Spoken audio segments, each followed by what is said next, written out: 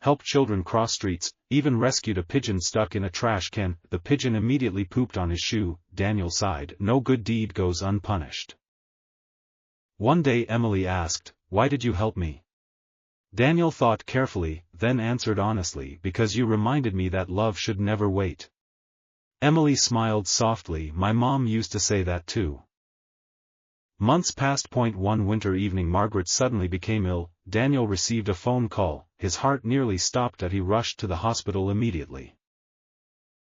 Daniel sat nervously outside the hospital room. All his old fears returned. What if he lost her? What if he had wasted too much time already? Emily quietly appeared beside him with her grandmother. "We brought flowers," she whispered. Daniel nearly cried. After several hours Margaret finally opened her eyes. Daniel grabbed her hand. "Mom?" She smiled weakly. "You look terrible." Daniel laughed through tears. "That's your first sentence?" "Of course." Margaret looked at Emily. "And who is this sweet girl?" Emily handed her a red rose. "My friend." Margaret smiled warmly, then she looked at Daniel proudly. "You became a good man." Daniel's eyes filled with tears that he had waited years to hear those words. Thankfully Margaret recovered after a few days. Daniel stayed with her the entire time that he read books aloud, cooked terrible soup, and accidentally burned toast repeatedly. Margaret laughed every time. "You're hopeless in kitchens." "Yes. But I'm improving." Later Rosie admitted something surprising. "When you first entered my shop years ago, I thought you were selfish." Daniel laughed. "You were correct. But people can change." Daniel nodded. "Yes. They can." Inspired by Emily's story, the town built a community flower garden. Everyone helped, children planted seeds, grandparents watered flowers. Daniel accidentally sprayed himself with a hose. Emily laughed uncontrollably. "You're still bad at everything." Daniel grinned. "True." Near the garden they placed a bench. A small sign read, "For those we love and miss." Emily placed a rose beside it. Daniel stood quietly beside her. Some people leave life early, but love remains. Emily's teacher invited Daniel to speak at school. Daniel looked terrified. "I'm not good at speeches." Emily crossed her arms. "You survived chicken dancing. You can survive children." Daniel laughed. "Fair point." Standing before students, Daniel said, "When people love you, don't wait to love them back." The room became quiet. Call your parents, visit your grandparents, spend time with friends, because one day flowers may become the only thing left to give. Even teachers wiped tears. A little boy raised his hand. "Sir?" "Yes?" "Did you really dance like a chicken?" The whole room exploded with laughter. Daniel covered his face. "Unfortunately, yes." Emily proudly added, "He won second place." Years slowly passed. Emily grew older. The flower stand became a real flower shop. Daniel helped whenever he could. Margaret often visited too. She loved watching Emily smile. Every year on her mother's birthday, Emily placed a red rose on the grave, but now she never went alone. Daniel and Margaret always accompanied her. They became family, not by blood, but by love.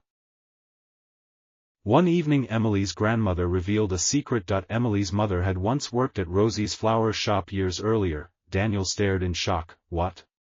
Rosie smiled softly. "She was one of the kindest people I ever knew." Suddenly everything felt connected, like fate had quietly guided them together. Eventually Rosie decided to retire. She handed her shop keys to Emily. Emily gasped. "Me? You have the right heart for flowers," Rosie said. Emily hugged her tightly. Daniel clapped proudly. The flower shop became Emily and Rosie's garden. People traveled from different towns to visit, not just for flowers, but for kindness. Every customer received a smile, and sometimes free advice, mostly from Rosie, whether people wanted advice or not. Daniel eventually left his stressful corporate job. His co-workers were shocked. "What will you do now?" Daniel smiled. "Live." And for the first time, he truly meant it. One sunny afternoon Daniel sat with Margaret outside the flower shop. Children played nearby, flowers danced gently in the wind. Margaret smiled. "You seem happier." Daniel nodded. "I wasted many years chasing the wrong things. Margaret squeezed his hand. But you found your way back. Emily visited her mother's grave once more. This time she placed an entire bouquet. She smiled softly. Mom, my flower shop is doing great, and I'm not alone anymore. A gentle breeze moved through the cemetery. Emily closed her eyes, and somehow, she felt peace. Watching Emily, Daniel finally understood something important. Love is not measured by money, not by gifts, not by success. It is measured by presence. By time. By care. By simply being there. As everyone left the cemetery, Daniel accidentally stepped into mud and slipped. He fell backward dramatically. Margaret laughed loudly, Emily laughed harder, even Rosie laughed. Daniel sat covered in mud. You know, I'm trying to have an emotional moment here. Emily grinned. Life likes balance.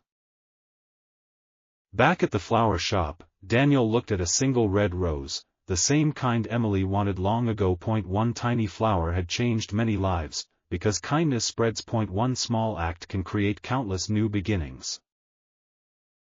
Years later, people still told the story of the little girl and the red rose. A story about love, family, regret, second chances, and kindness. Daniel learned that success means nothing if you ignore the people who love you. Emily learned that love never truly disappears, and everyone learned that life is short. Never wait too long to visit someone you care about. Never assume there will always be another tomorrow, because one day, flowers may become the only gift left to give.